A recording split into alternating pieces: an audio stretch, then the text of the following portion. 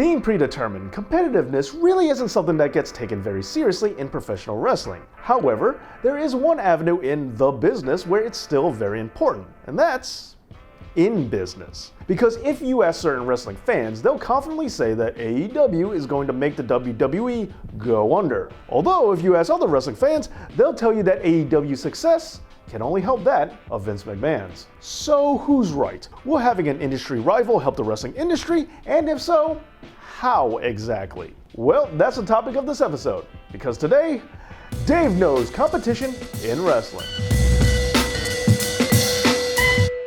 Allow me to start by saying three things. 1. This episode is about business, economics, finances. It's not about which promotion you like better. So while a person's individual preferences are great and all, it's not what we're talking about here today. We're not discussing promotions competing on a quality level, which is subjective. We're discussing competition as dictated from a business standpoint, which has to do with cold, hard numbers. Secondly, this is a loaded episode covering multiple concepts, and I definitely saved the biggest one for the end of the episode, so be sure to definitely stick around for that. And lastly, before we get started, I want to say that if you haven't already seen my episode on supply and demand, you might want to check it out, since this episode will be dealing with some similar concepts, namely markets as is defined by economics. Because that is what all of this really has to do with. So allow me to just give a quick recap. A market is defined as anywhere that goods and or services can be exchanged. Now, what this has to do with competition is that first, in order to be in competition, two parties would have to be in the same market. So, with that being said, let's now re-examine the prospective relationship between WWE and AEW. Yes, they are both wrestling companies. However, they are not perceived to be occupying the same market in terms of ratings. It's been said many times over that AEW is not looking to compete with WWE, but rather they are simply providing an alternative. Furthermore, even if this isn't enough for you, allow me to ask, how exactly will AEW be putting WWE out of business specifically? Because when we talk about economics, we have to remember that it all comes down to money. And without directly competing in the same market in terms of generating revenue, it's going to be pretty hard for AEW to directly cost WWE a dime, let alone bankrupt them. For instance, with the announcement that AEW is getting their Tuesday night show on TNT, and with WWE moving to Friday nights on Fox, it's clear that they will not be going after the same exact audience. Sure, they are both gunning for wrestling fans, but one is targeting fans on Friday nights while the other is looking to get a Tuesday audience. And thus, both are providing a product, a wrestling show, in exchange for viewers, but since watching one show doesn't actively prevent you from watching the other, both are not in the same exact market, at least in terms of ratings. Tuesday Night Dynamite could draw 10 million viewers, but that won't have a direct impact on how many people are watching SmackDown, or vice versa. Okay, so now that we've gotten that out of the way, let's talk about what would happen if they were in competition and why that would be a good thing. But before we directly talk about that, let's start by talking about, well, the complete opposite. Let's remember when TNA was doing their best. It happened during a Monday special that drew 2.2 million viewers, which is actually higher than some episodes of Raw as of late. But going forward from this, TNA would officially go head-to-head against Monday Night Raw on a weekly basis. However, it didn't go very well. TNA's ratings dropped, and after only 10 weeks, they officially withdrew Impact from their Monday night time slot. So what happened here? If competition is good for the industry, then how come TNA crashed and burned on Monday nights? Well, two things to keep in mind. One, good for the industry is not necessarily the same as being good for one specific company. And when we look at other promotions such as Ring of Honor and New Japan, they've done significantly better since TNA made the temporary move to Monday. And let's also look at WWE. While their ratings are down, their earnings are still way up. So even if all the success isn't coming their way, there's the strong possibility that maybe by taking a shot at it, TNA may have actually helped the industry overall,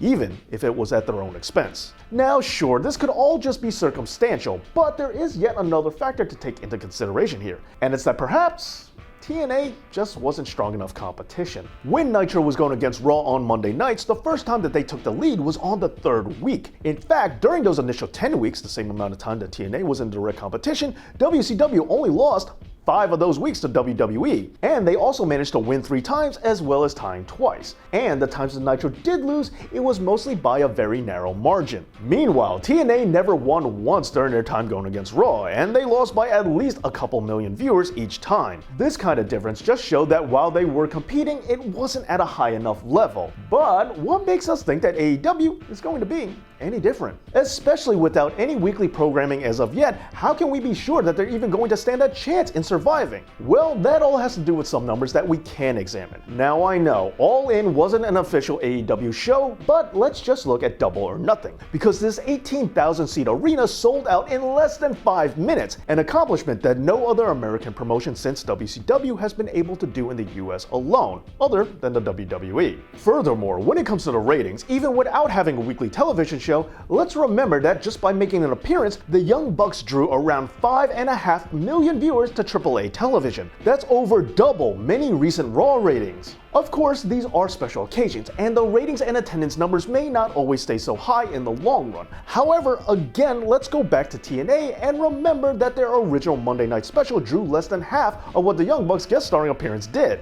Okay, so now that we discussed what separates AEW from both WCW and TNA, and we've discussed how competition can go awry, let's now talk about how competition can actually be a good thing. First, while AEW isn't directly competing with WWE for TV ratings, they are competing in other markets, such as the job market. Having a viable and financially acceptable alternative to WWE means that wrestlers can now have serious options as to where to take their careers. And if money is a null factor for a wrestler when making their decision because both companies are offering solid compensation, then this all starts coming down to other factors: benefits, working conditions, scheduling. These are all ways to entice wrestlers over to your promotion instead of letting them go to others. And better working conditions for wrestlers is a very good thing for the industry overall. For another reason why competition is such a good thing, let's look at the space race. During the Cold War, the United States and the Soviet Union were competing neck and neck to try and outdo each other in a whole series of different avenues, such as political power, weapons technology, and of course,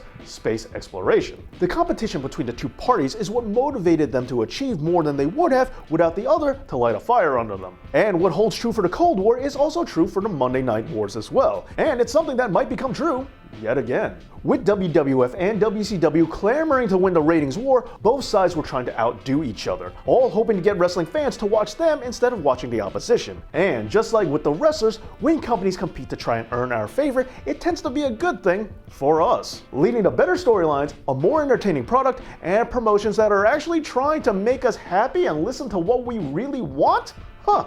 Well, I'm definitely ready for that. And finally, as promised, I saved the biggest explanation for last, but it also might be the most important, because the last major reason why competition is good for business has to do with game theory, which is all about strategically maximizing potential success for all parties involved. To better illustrate, let's go back to the t-shirt sale example from the supply and demand video, but this time let's work off a simplified model that's based off of something called Hotelling's Law, named after mathematical statistician Harold Hotelling in the article Stability in Competition. Okay, so let's say you're running a wrestling t-shirt stand at a Monday Night Raw. However, it's one of those WWE shows that have a really low attendance rate and they're making everyone sit on one side of the arena. And for some reason, you're the only stand on this floor and you're also allowed to set up shop wherever you want. Now, there are plenty of entrances so fans can enter from all over. In this case, where would you position your stand in order to serve the most amount of fans without making anyone walk further than they have to in order to get to your business? Well, obviously, directly in the middle. This maximizes your potential and it minimizes customer effort in order to reach your product. But now, at the next show, the venue realizes that one stand just isn't enough, so they add another stand. And attendance is still low, so everyone is still sitting on one side of the arena, and again, no one told either of you where to set up shop. So now the question is, for both of you to maximize earning potential and minimize customer efforts, where should you two set up shop? Well, the best places would be at the 1/4 mark and at the 3/4 mark. This way, you get all the fans to the left of you and the other stand gets all the fans to the right of him, with you evenly splitting all the fans in the middle. And with two stands, customers will have to walk less in order to get a shirt than they did when it was just you by yourself. This is what's known as a socially optimal solution. However, if the other stand was greedy and decided to move his stand directly to the middle, this will throw off the entire equation. You'll still be getting 25% of the fans that enter from the left, but the amount of fans entering from the right has grown from 25% to now 50%. And the amount of fans that enter in between the two of you has now been cut in half. Now, this is completely unfair to you, so in order to combat this, you reposition your stand to the middle as well. Now, you're both back to getting 50% of the crowd, and you also both know that if you move at all from your spot, you're gonna lose ground to the other stand. This is what's known as a Nash Equilibrium. And no, this has nothing to do with Kevin Nash, and if you're also wondering why does this sound completely different than it was explained in the movie A Beautiful Mind, well, that's because that movie wasn't exactly accurate. But now, while both of you are getting an even half of the crowd, the fans on the other hand are back to doing just about as much walking as they did when you were by yourself, which isn't exactly fair to them and therefore no longer makes this socially optimal. Oh, and by the way, this is the same reason why you often see similar businesses pop up right next to each other, which all ties this back to wrestling. As the reason why businesses lump together is because it's in their best interest, the same thing holds true for professional wrestling companies. By having more than one promotion, the closer they are to each other maximizes their potential, and that closeness can be applied in multiple ways in different markets, and is just another example of why competition is good for wrestling. It's also why indie shows that are going on in the same area the same weekend as WrestleMania tend to all sell out. Well, there you have it, an overview of competition in professional wrestling and why it's good for the industry overall. But what do you think? Are you looking forward to AEW on TNT, and how many wrestling promotions are you willing to watch? Let me know down in the comments, and don't forget to give this video a big thumbs up in order to help out the channel and to subscribe right here. Thanks so much for watching, and as always, Dave knows.